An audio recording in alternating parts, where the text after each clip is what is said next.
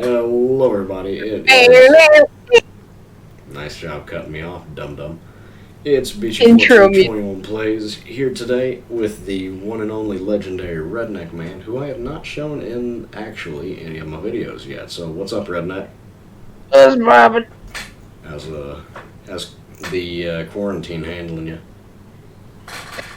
It's alright. I mean, for the most part, it sucks, but I'm glad I'm not. Yeah. Alrighty then. So I believe it is ramble time. Would I be correct on that? Yep, Alrighty then. you're going. Alright, things to ramble about. Alright, this is going to be a little bit of a tricky topic since I have not rambled in a couple of days. Well, let's start with this. I've got my desktop as the background. The desktop's got a couple of models of the Caterpillar 793D. Either. About that. The 793D is a pretty nice truck, actually. What is it, like the, I'm pretty sure it's the largest off-highway truck they've got for heavy hauling. Pretty sure. Let me check that real quick. The equipment.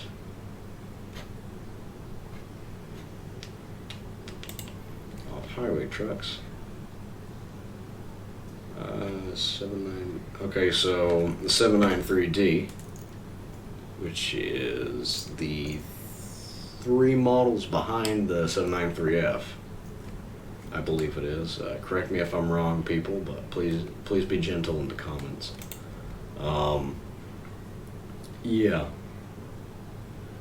that's a beautiful truck, man. I mean, that thing is a beast. It's the 793F. Its nominal payload capacity is 152 U.S. tons. We're not talking international metric tons here.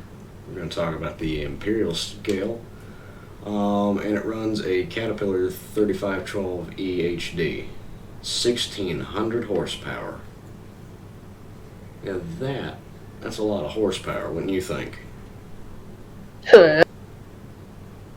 Yeah.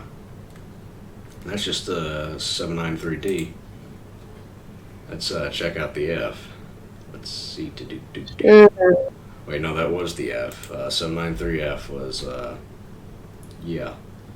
Okay, so the 793D, that payload capacity is 256 U.S. tons, or imperial tons as you might call it. And its engine model is the CAT 3516B HD EUI.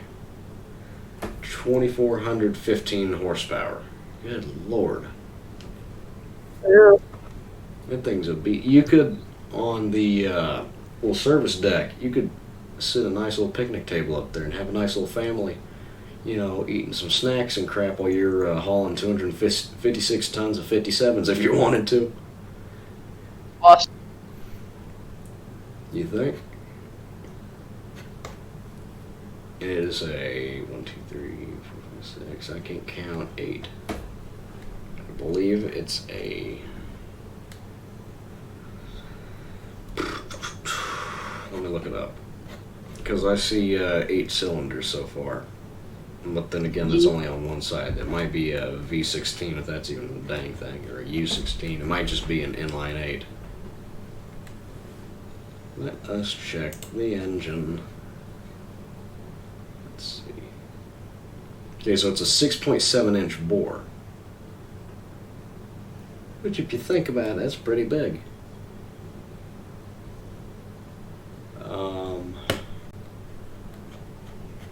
Yeah. So pretty much this part of the video is dead.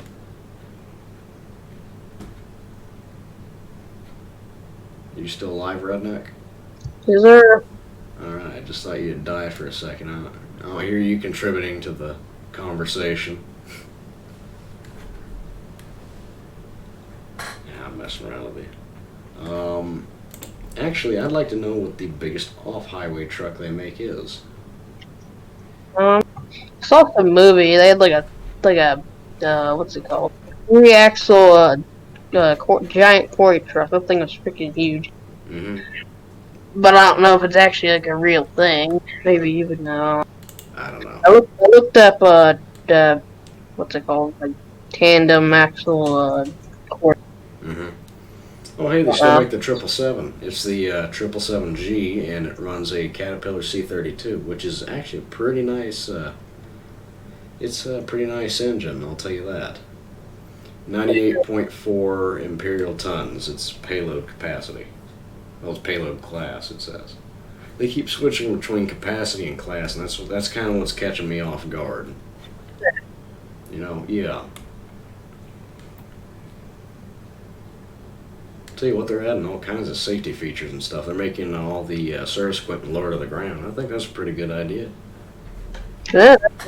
Yeah, like all the new models, they won't put them as high up as they were used to be. But then again, they'll make the dang thing huge and make a small little panel that might get caught in some dirt if you're unlucky. I think they did that with the, if I can remember the name of it, the 994F. Yeah. No, the 994K. Yeah, they had to make a nice little panel on the side of it that was right next to the ladder. Let me try to find it. Excavators, there we go. Wheel excavators. I'm an idiot, I didn't mean excavators.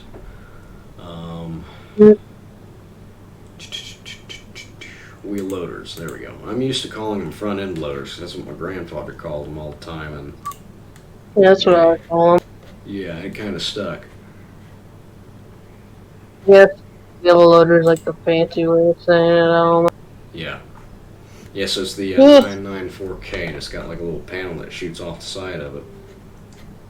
From the last time I checked, which I was looking at a nice little documentary on it. Not a documentary, but a video. 534,852 pounds operating weight. Jeez. 1,739 horsepower. And its bucket capacity is 19.1 to 43.6 meters cubed. I think they weren't able to measure with a scale how much that was. Yeah. It's not a scale big enough. You think? Yeah, maybe they use like mobile scales. I don't know. Kick out must It be would have to be- insane on this thing. Yeah.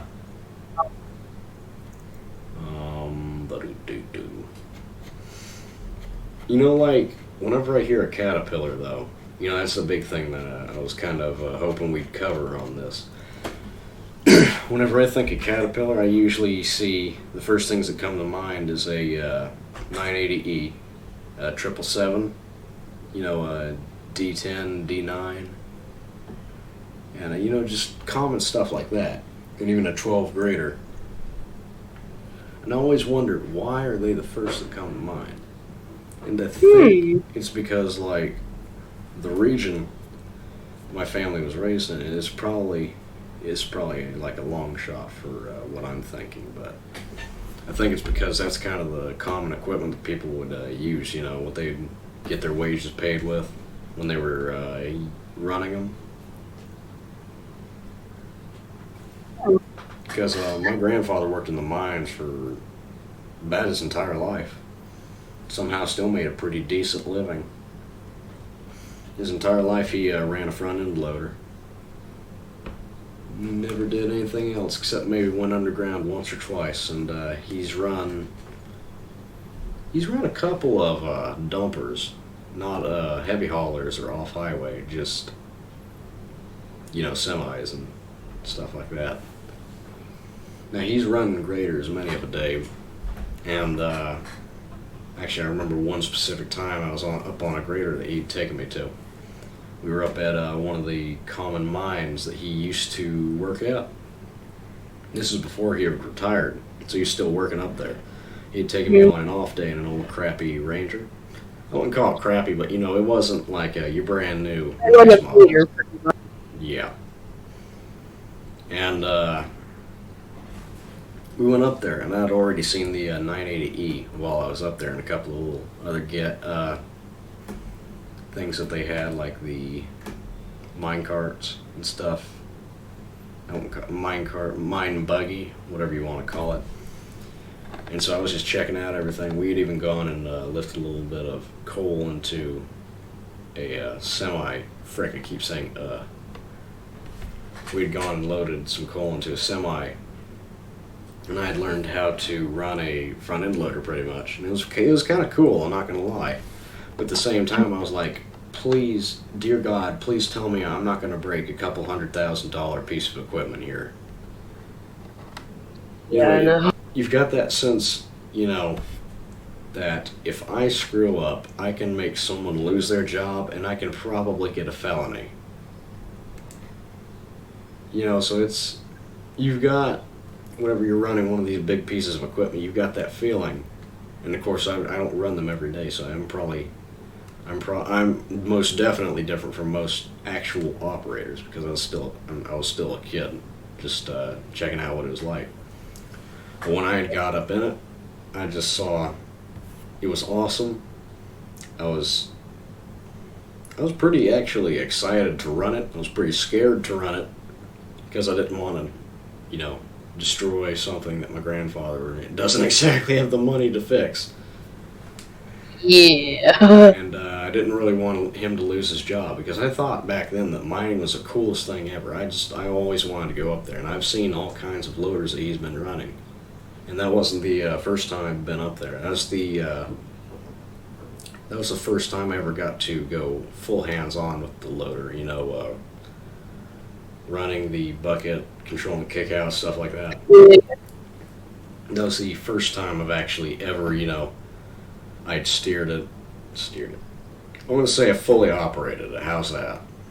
So I was driving it and loading the truck, junk like that. And I think I'm not sure, but I'm pretty sure that model didn't have a buddy seat on that. It might have, I'm not sure. But I remember I had to stand in the cab for most of it while my grandfather had pulled it on out in the middle of the yard before I got to go mess with it a little bit. But I don't know, my memory's a little bit foggy on that, but I do remember that very specifically, the actual running of it. Well, yeah, you don't really feel that. It's like a big thing. Yeah. And so I was talking about that grader, and that's kind of why I brought up the entire thing. That grader, I think it was a 13 or 14. But I got up in it. Of course, all these are older models, because the mines that he worked at weren't rich necessarily. In fact, not too long ago, the general manager for a lot of the mines actually declared bankruptcy and ran off with a nice bunch of money. So yeah, he's not exactly welcome back in the town, but I mean, I can't imagine. Yeah, take it for what you will. But point is, that was the first time I had ever been in a grader. Of course, it wasn't the first time I've been in a loader. It was the first time I've been in a nice little mine buggy, of course. That was a little electric mine buggy. It was kind of cool. I got to run it around the workshop, and it was interesting, I'll tell you that. But the grader, now that was a whole different experience. I remember just getting up into it. It was a nice little climb to get into it from the ladder.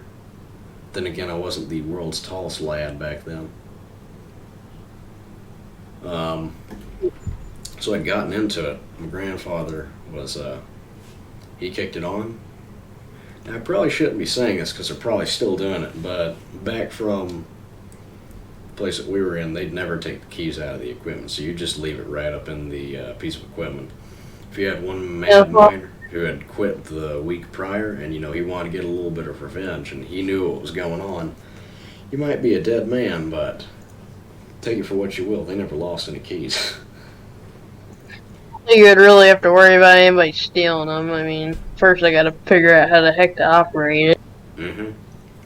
most, what they didn't know is that most of the keys were down in the side of the seat, so you'd have to reach your hand all the way back down there and search for it for a little bit. At least Yeah, and if they didn't see, they'd probably assume that they're not in the thing. Radio.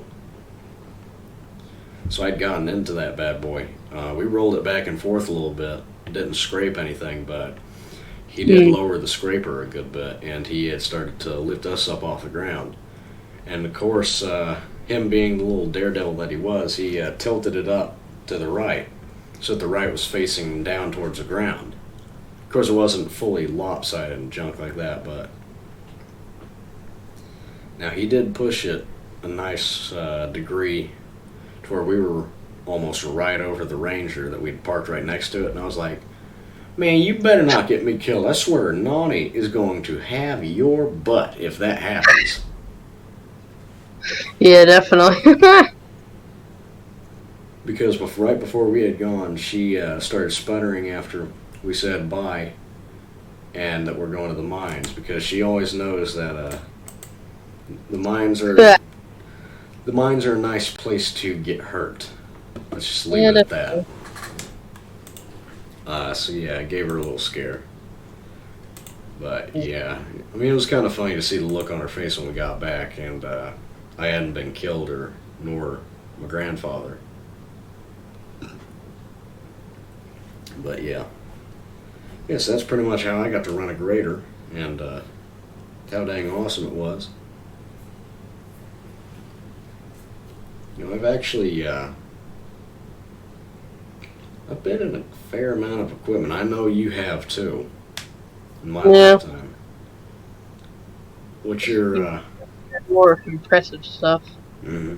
No. I've only been in front loaders, graders.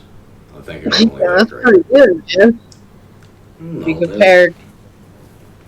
Well, you compare it to a Bobcat. A Bobcat's a whole lot smaller, and it's like personalized, so it's not. Yeah. You know, it's not exactly commercialized necessarily, if you know what I'm saying.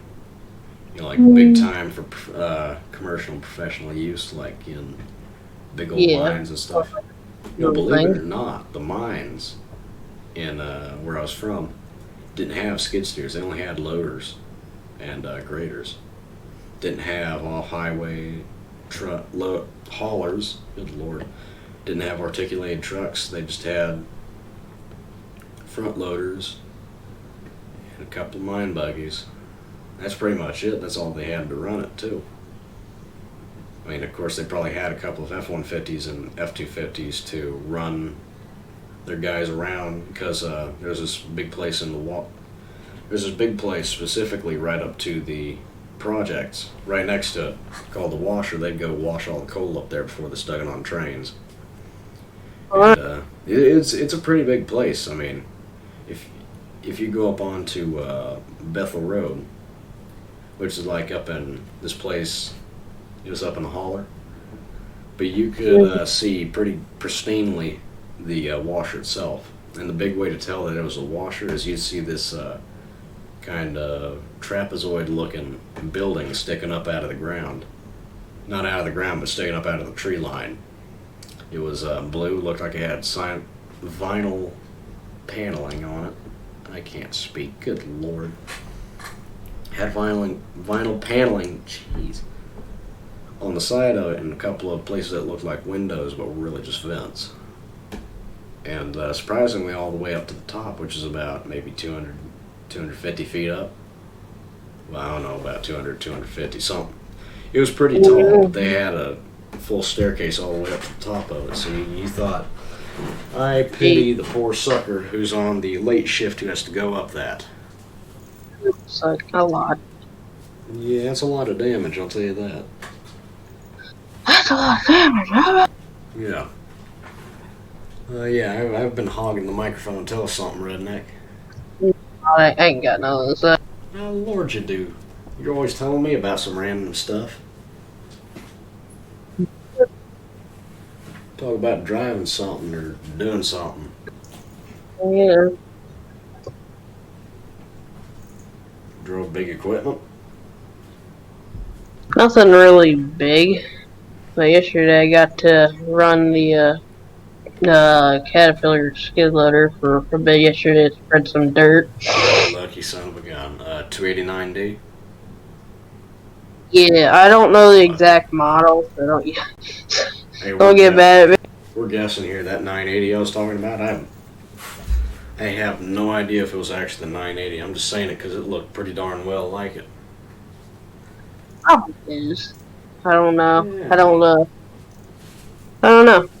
But yeah, today we had to work on our trailer. It's freaking rusting away. Uh huh. So yeah.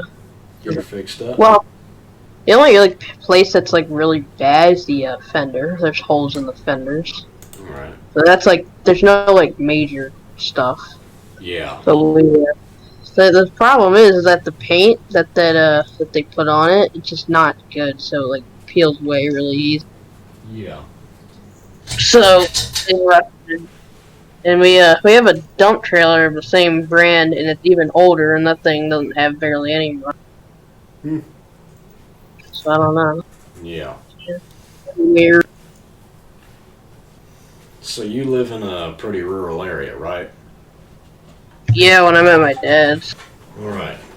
That's pretty cool. Yeah. What'd you say the biggest piece of equipment you ever run is? I'm trying to think. Pretty sure I ran a bulldozer once. There's this place called Diggerland, and they have like a bunch of stuff that you can run. Nice. I don't know. I think I did. Either that or a mini excavator. Well, that probably wouldn't be the biggest, but it would probably be the coolest.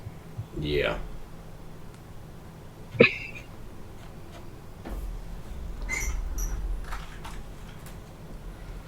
Yeah, I guess. Frick.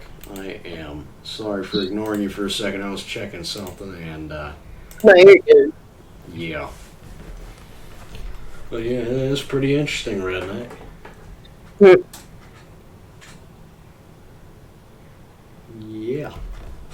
Did you know they are sticking Caterpillar engines into boats now? Really? Yeah.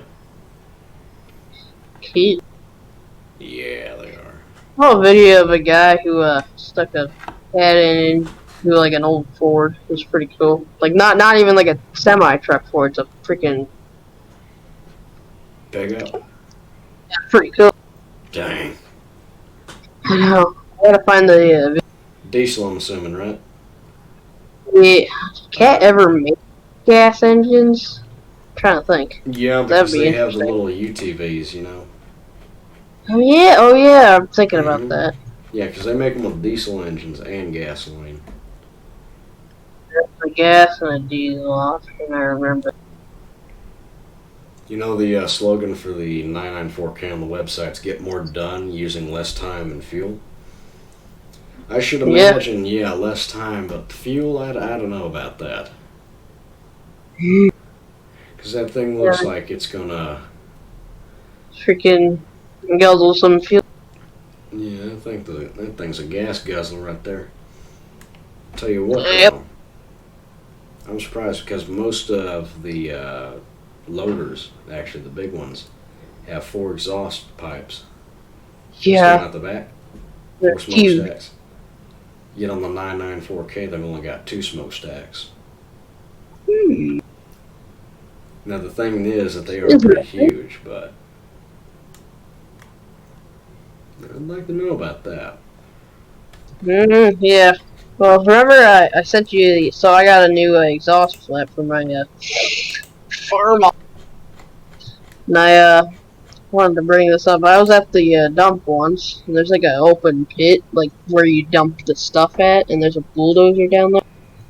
I remember seeing the freaking flap on the exhaust for that thing's huge. It's like it's probably like if you put it vertical or whatever, it would probably be half the exhaust on my freaking track. Good lord. It- What? The exhaust flap on the dude. Yeah. I can imagine. Was it a D9 or something? I feel like it was something bigger. I don't know though. Yeah, I think it was a D9. Yeah, because the And I got D9.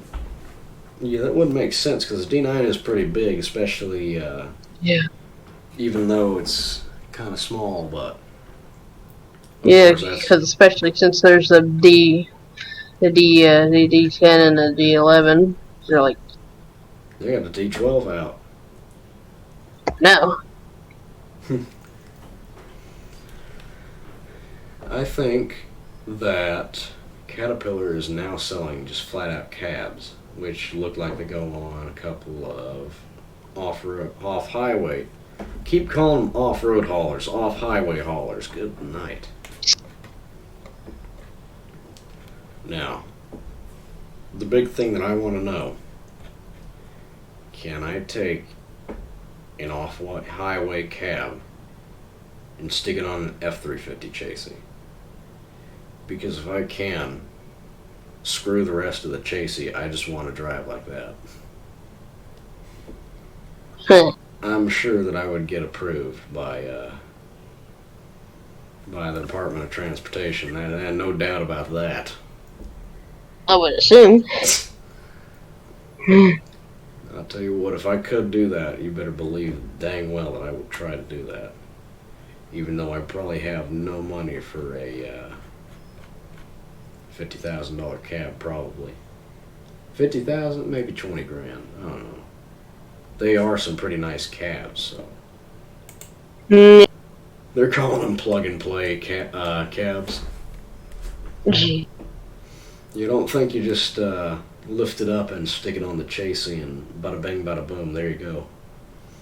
I think there's a little bit more to that.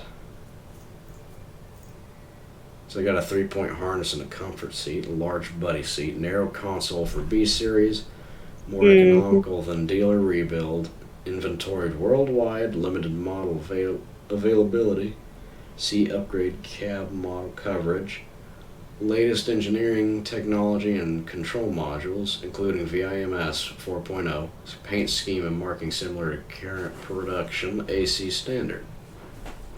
Alright. Well, yeah, that's one way of selling a cab. I wonder if they're going to make you have to give proof that you have a Caterpillar, though. Because if not, you're probably actually going to try to do that.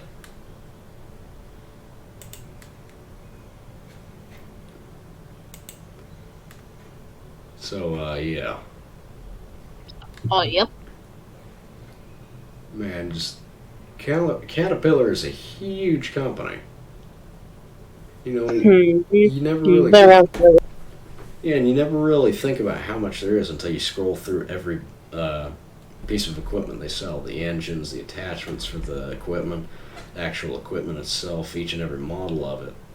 And then the fact that there's customization for every part. They sell their own parts, they got their own technology. They're selling phones now, believe it or not. And it is pretty amazing. They are pretty much the jack of all trades when it comes to dang equipment. Sure. Oh, yeah. The big thing is I just hope they don't demonetize me or copy strike me for using them. Even though I've pretty much spoken nothing but good crap about them this entire time, so. We'll see where we get.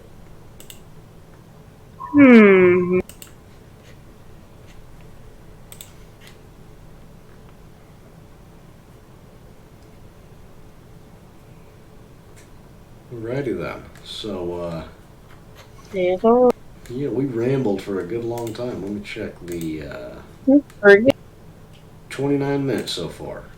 I reckon we ought to get started. Ethan. So, thanks for watching, everybody. We're probably going to cut it off about here. Yeah, Redneck, thanks for hopping on, even though I know you're probably busy or something, or fooling around. I ain't got nothing to do. Yeah, we're in quarantine. Yep. I got done everything I needed. Yeah. Alright, so, be sure to stick around. Maybe consider hitting that like and subscribe button, because, you know, I'm still a very small YouTuber at this point, and hopefully I might be able to get a couple more. You know, you never know. And that'd be a nice little new adventure for me. Even the fact that most people won't watch this video, but you know, if you actually watched it full way to the end of this, thank you very much. You're a trooper. If you skipped ahead, well, I can't really do nothing but, you know, just shake my head. But thanks for watching, everybody. Make sure It's a to mic. stick around because maybe next week or maybe next month, I don't know when, because my schedule's pretty screwed up right now. Redneck and I are going to talk about some trucks. You'll hear about the Mack Anthem and the Kenworth W900, maybe even the Peterbilt 579 and 389. So, yeah, copy strike my butt, Packer. Thanks, everybody. If you didn't actually watch it, though, just on a serious note, I honestly couldn't care less later.